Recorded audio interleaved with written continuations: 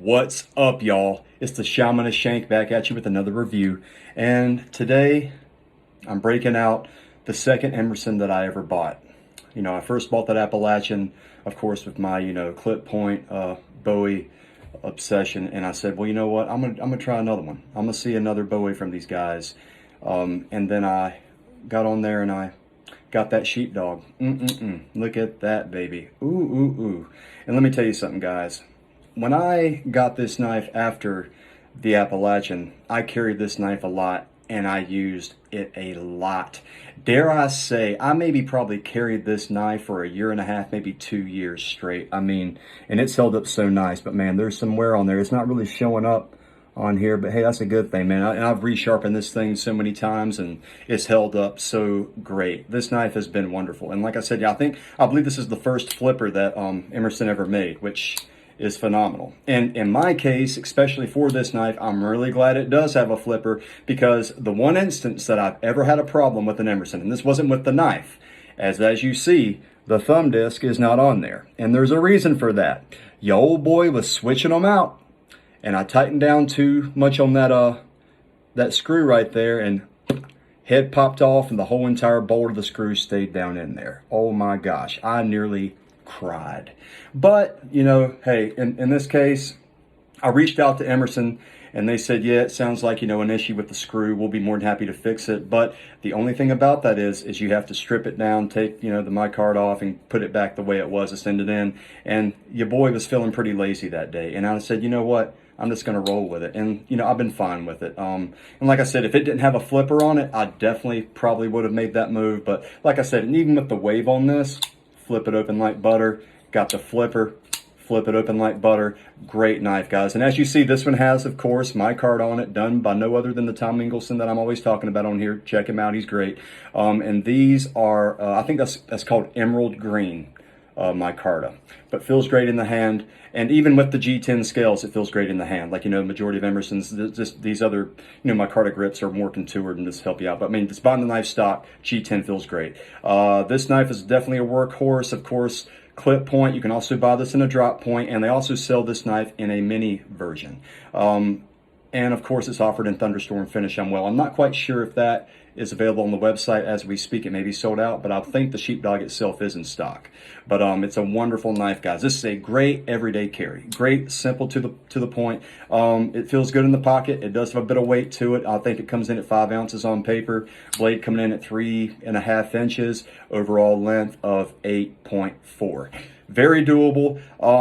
I don't own a mini Sheepdog, but I have seen the mini Sheepdog, and let me tell you something.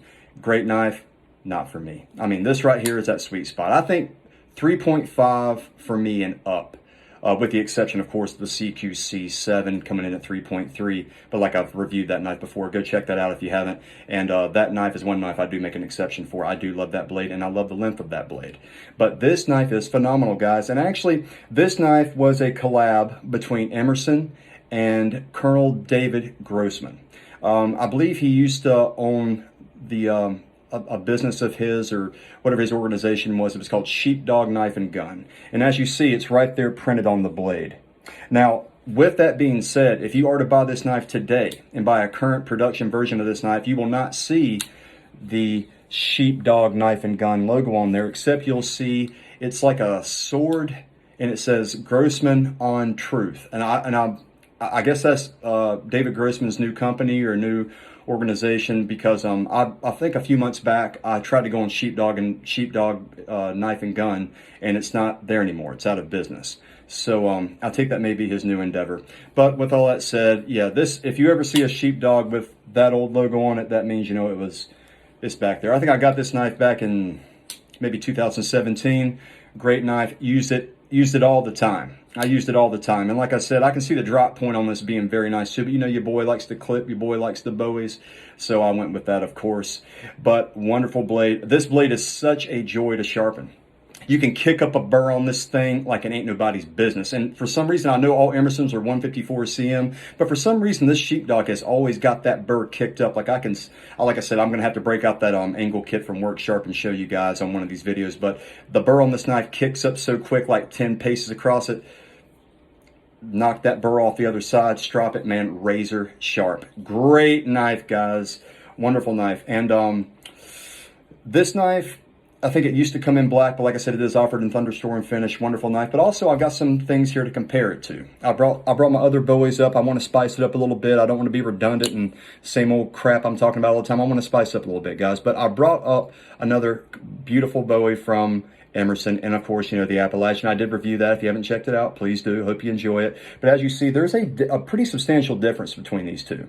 I mean, just looking at the curvature of the Appalachian, like I said, it's more aimed toward the hunting game. But when it comes to the Sheepdog, it is more just a straight, more, you know, pointing clip right there. And actually, another cool story about this knife is I believe David Grossman and Emerson, like when David sat down with him, he said, I want to make a knife that can be deployed in a stressful situation in numerous ways. Of course, you know, you have the wave coming out of your pocket. You have the thumb disc when your boy don't screw down too hard and knock the head of it off. But you know, you got your thumb disc, you got the wave, and of course you got the flipper. So you got 3 ways to deploy this knife. So I mean, like one way or the other, you should be able to get this knife open and deployed, whether you're down a limb or you're injured or you need to get it out quick. That was the whole purpose of this knife when it was first, you know, brought into the into production with that collaboration. He wanted the knife to be ready to work in any type of situation, and that's what they made, the Sheepdog. And it is a beautiful knife, guys. And like I said, and also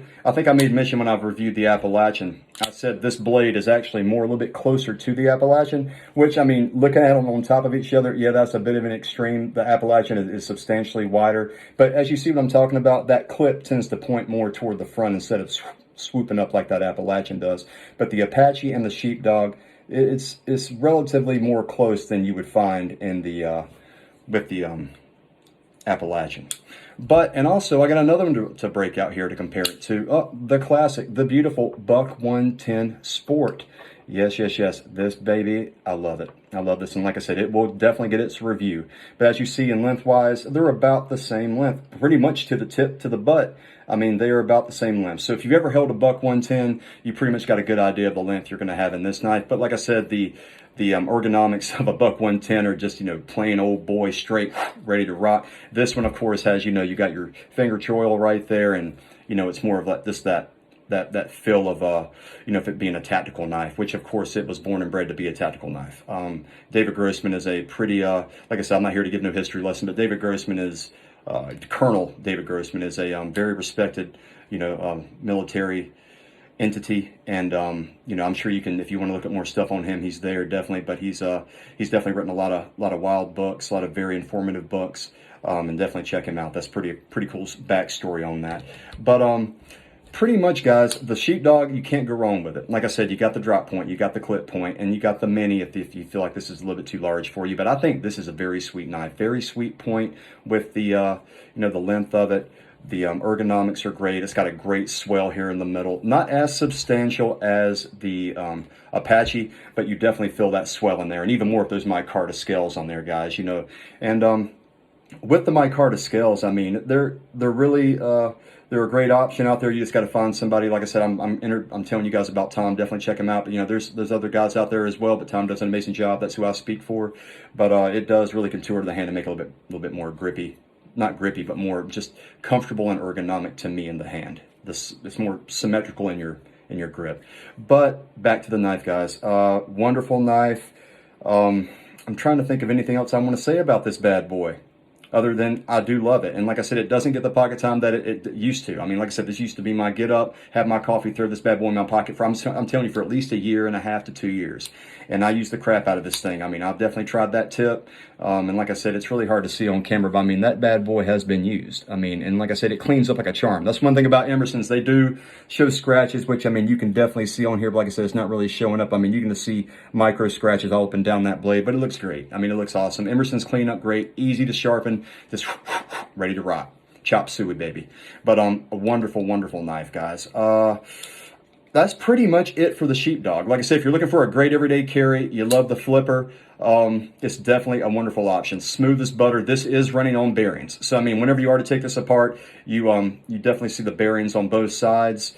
And of course, you know, whenever I was still relatively new to Emerson. Like I said, this was my second knife, but I got on YouTube and watched a tutorial on how to, you know, take them apart, what to look at, and just so I could see it firsthand. I'm a visual learner, and you can definitely do that if you ever want to take your knife apart and you just want to do it, you know, with the video. And it's once you do it once, man, once you take an Emerson apart one time, you can do it a million times. Super easy, but you know, it's always good just to follow somebody that's done it before, and then you know exactly what you're doing. Super easy, and that's what's so great about these knives, guys. You can just break them down, clean them, add some sweet, you know, new scales to them, screws, anything with a Phillips and a flat. That's all you need, baby. And with that being said, guys, that's all I got to say about the Sheepdog. Wonderful knife. If you're looking, like I said, an EDC that's smooth and not really intimidating, I mean, it's, you know, it is what it is, man. Great knife. But also, I have some bittersweet news.